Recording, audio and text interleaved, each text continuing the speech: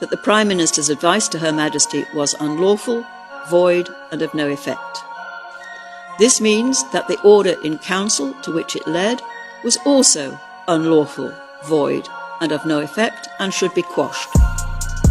This means that when the Royal Commissioners walked into the House of Lords, it was as if they had walked in with a blank sheet of paper.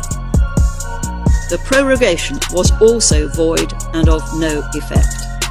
Parliament has not been... King Charles's fury unleashed. Keir Starmer faces unprecedented royal backlash after a shocking Chief Justice verdict. What led to this extraordinary confrontation? And what does it mean for the balance of power in the UK? Stay tuned, because this story is nothing short of explosive. Prorogued. This is the unanimous judgment of all 11 justices. Because I know that inward investment will mean better jobs right across the country. Since we've been in power, we've brought in over £60 billion of investment from around the world.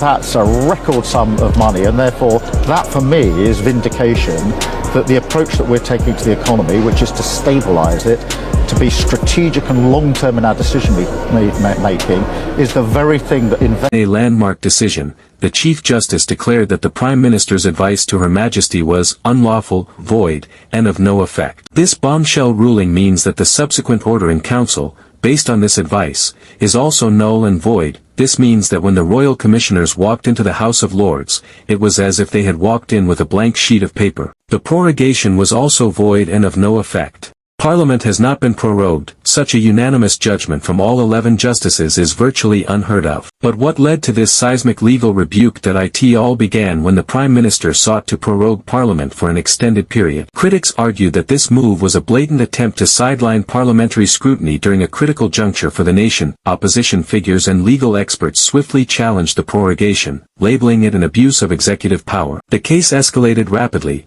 culminating in the Supreme Court's damning verdict. Enter King Charles III.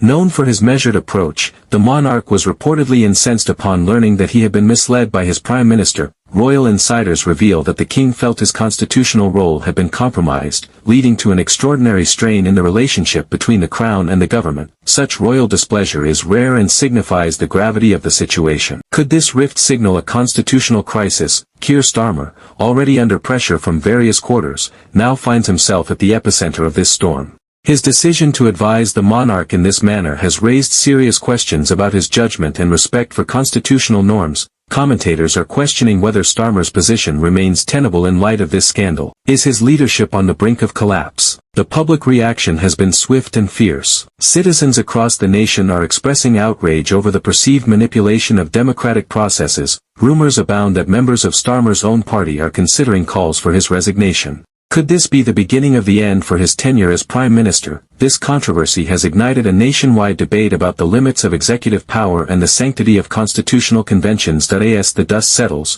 one question remains. Can Keir Starmer weather this storm, or will this unprecedented royal rebuke mark the end of his leadership? Now, it's over to you. What are your thoughts on this historic clash between the Prime Minister and the monarchy? Is this a turning point for British democracy, or just political theatre? Share your opinions in the comments below. Don't forget to like this video, subscribe for more in-depth political analyses, and hit that notification bell to stay updated on this unfolding saga. Until next time, stay informed, stay engaged, and stay vigilant.